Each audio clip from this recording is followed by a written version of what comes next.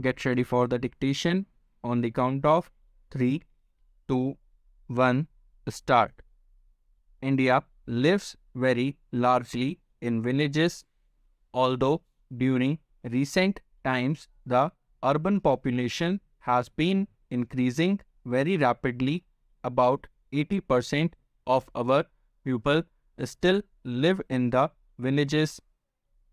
Anything done to bring about an all-round improvement of the villages and those who inhabit them should not only be welcomed but given all possible encouragement by the state and the people at large. Mahatma Gandhi therefore attached the greatest importance to the welfare of villages. It is a happy idea to inaugurate the community development program on his birthday. The terms community development and community project may be new, but the concept is very old. Basically, this concept means many-sided development of villages as distinguished from development relating to particular aspects. Experience in the working of the Grow More Food programs as well as the programs undertaken by various state governments and private agencies functioning in the sphere of village uplift has established that all aspects of rural life are interrelated and that no lasting results can be achieved if individual aspects of it are dealt with in isolation. This does not mean that particular problems should not be given prominence, but the plans for them should form part of and be integrated with those for achieving the wider aims. This can be achieved only if the energies of the administrative machinery of the states and the best unofficial leadership and enthusiasm of the masses are all enlisted in its favor and concerted action is taken for the all-round improvement of agriculture, education, health, sanitation, welfare of cattle, provision of employment, etc., etc.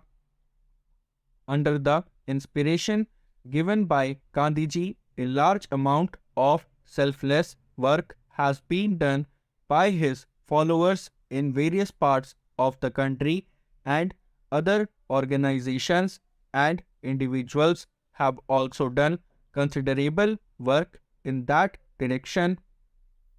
The resources, however, both in money and technical personnel available to these have been limited, and the progress consequently has not been as rapid or extensive as one would have wished. The Indo-United States Technical Cooperation Agreement of January 1952 has, I am happy to say, opened up new possibilities of advancing along these lines. I have always believed that the Indian peasant is no novice in agriculture and has practical experience which goes back to many generations. The Bihar peasant has taken to the cultivation of new varieties of sugarcane. The most serious problem facing the country today is the one relating to insufficient production of food in the country. Even before the last Great War, India had been importing about 2 million tons of rice every year from Burma.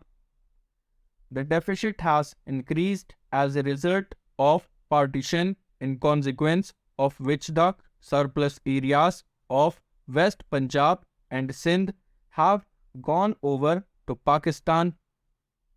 The increase in annual demand for food grains on account of increase in population has also been appreciable.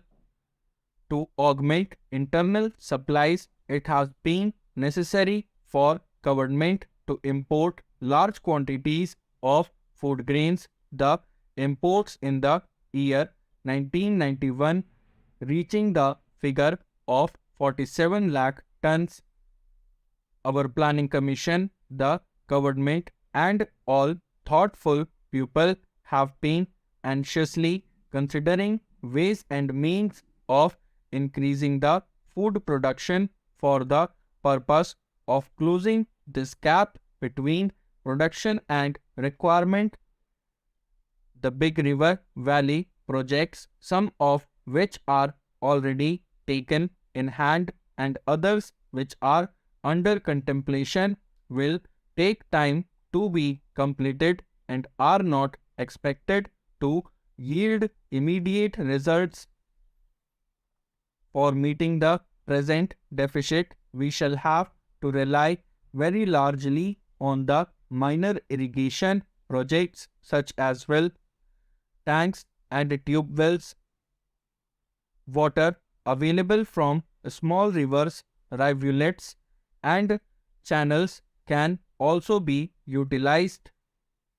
I am convinced there is a great deal of scope for these small projects, and I have no doubt that if these are satisfactorily handled, we shall be able to close the existing gap in our food supply.